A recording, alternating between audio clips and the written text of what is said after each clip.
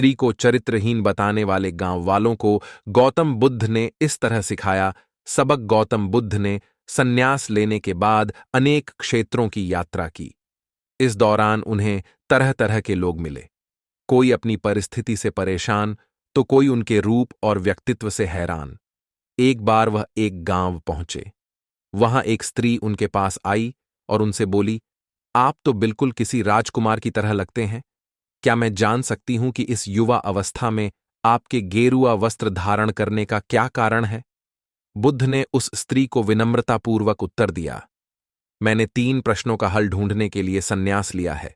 यह शरीर जो युवा व आकर्षक है, जल्दी ही वृद्ध होगा, फिर बीमार होगा और अंत में मृत्यु अवस्था में चला जाएगा।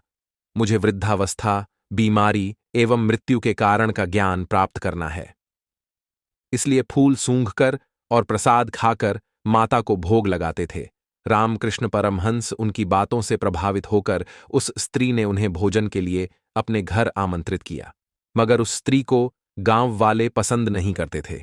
शीघ्र ही यह बात पूरे गांव में फैल गई, महात्मा बुद्ध उस स्त्री के घर भोजन करने जाने वाले हैं। गांव के लोग उनके पास आए और आग्रह किया कि वह उस स्त्री के घर भोजन करने ना जाएं। कारण पूछने पर उन्होंने बताया कि वह स्त्री चरित्रहीन है। बुद्ध ने गांव के मुखिया से पूछा, क्या आप भी मानते हैं कि वह स्त्री चरित्रहीन है? मुखिया ने कहा, मैं शपथपूर्वक कहता हूं कि वह स्त्री बुरे चरित्र वाली है। कृपया आप उसके घर न जाएं। इस पर्वत पर जाने से डरता था रामायण का बाली। वजह है बेहद रोचक। बुद्ध ने मुखिया का एक हाथ पकड़ लिया और फिर उसे ताली बजाने को कहा। मुखिया ने कहा, मैं एक हाथ से ताली नहीं बजा सकता। मेरा दूसरा हाथ आपने पकड़ रखा है, ऐसे में एक हाथ से ताली कैसे बजाऊं?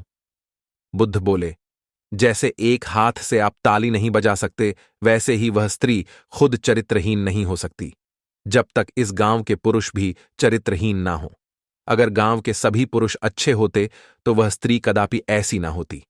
उसके ऐसे चरित्र के लिए यहां के पुरुष भी जिम्मेदार हैं। ये सुनकर मुखिया और गांव वाले लज्जित हो गए। Please subscribe my YouTube channel.